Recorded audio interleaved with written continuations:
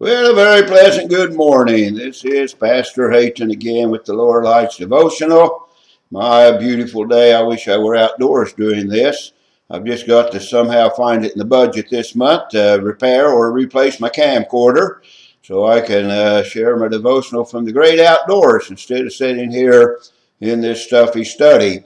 But anyway, I was driving across town from doing my shopping a while ago, and my mind was just kind of going in several different directions. I thought about, as I was letting my mind roam, the different things that we think about sometimes.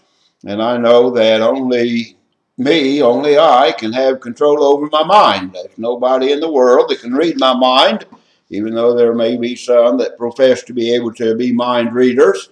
There's no one that really has enough mental telepathy to where they can really control what I think. And I think sometimes we find ourselves dwelling on things that make us feel sad. Sometimes we let our mind dwell on things that make us feel guilty.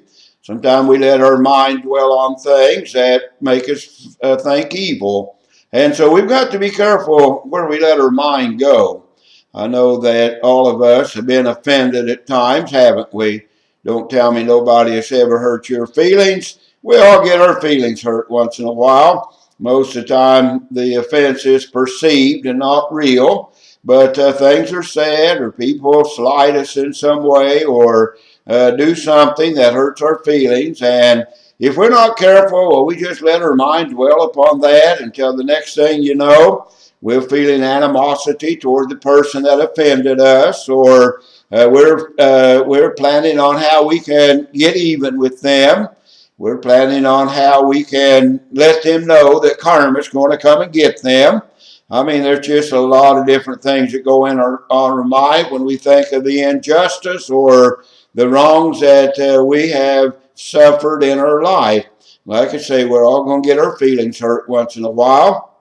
But don't let your mind dwell on it, mercy sakes. It's just not worth it just to be consumed by hurt feelings to where we get to feeling evil and plotting revenge against someone.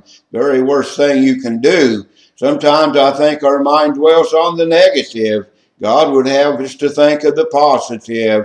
God would have us to look on the bright side of life. And I believe that there is always a bright side. No matter what we're going through, no matter what trials and tribulations we may be experiencing, no matter the affliction that we may be suffering, no matter the adversity that has come our way, I believe that as children of God, we ought to look on the bright side. And we sometimes think, is there really a bright side? Well, you know the old adage, you can always find somebody that has it worse than you. That may be the only bright side that you can find, but I dare say that if we really look, we can find the bright side. And instead of letting our mind dwell upon the negative, well, let's think about the good. You know, the Bible does tell us in Philippians 4 and verse number 8, finally, my brethren, whatsoever things are true, whatsoever things are honest, whatsoever things are just, whatsoever things are pure, whatsoever things are lovely, whatsoever things are of good report, if there be any virtue and if there be any praise, think on these things. So, we can direct our mind, we can control our thinking, and we can think on that which is good, we can think on that which is positive, we can think on that which it will lead us to happiness and joy in our life.